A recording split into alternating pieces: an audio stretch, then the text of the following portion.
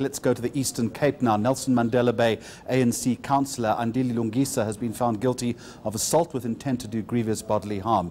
You'll remember that he smashed a glass jug over a Rano Kayser, claiming he was acting in self-defence. Covering that story for us today is Sandy McCowen in Port Elizabeth. Sandy, good afternoon to you. So before we get to court proceedings today, just to remind us what happened in council and when was it again?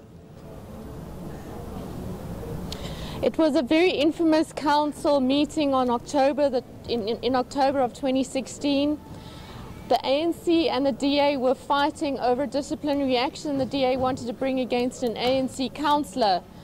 ANC PR councillor Andile Lungisa was new in council and did not realise that it was against the laws of council to approach the speaker.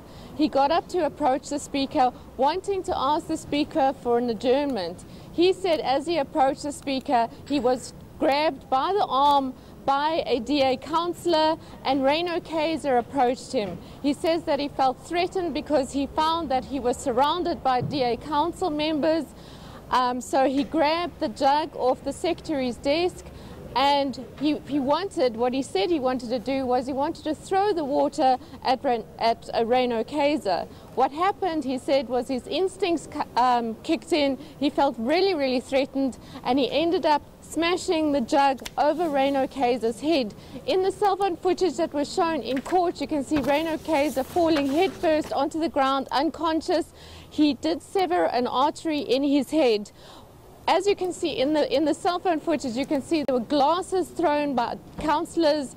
It was quite dramatic. At one point, you can see Nelson Mandela Bay Mayor Athol Trollip ducking as a glass just misses his head by inches. So it was a very dramatic day in council.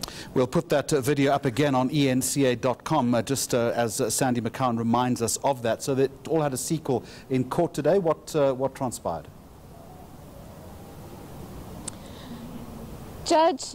Magistrate Morne Cannon found ANC PR councillor Andile Lungisa guilty of assault to do grievous bodily harm. He said the state proved their case beyond reasonable doubt that Lungisa wanted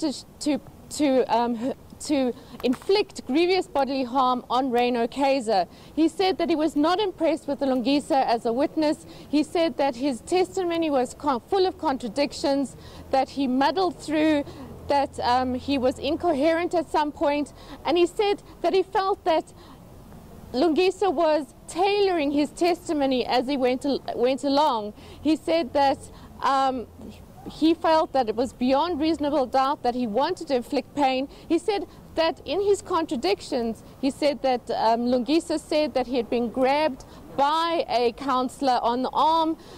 The magistrate said nowhere in the cell phone footage is it proven, can he see anyone at all threatening Lungisa in any way. He said he wasn't hit, he wasn't grabbed, and he said that he felt there was no reason for Lungisa to have reacted the way he did. All right, very quickly, Sandy McCowen, has there been any response to today's verdict?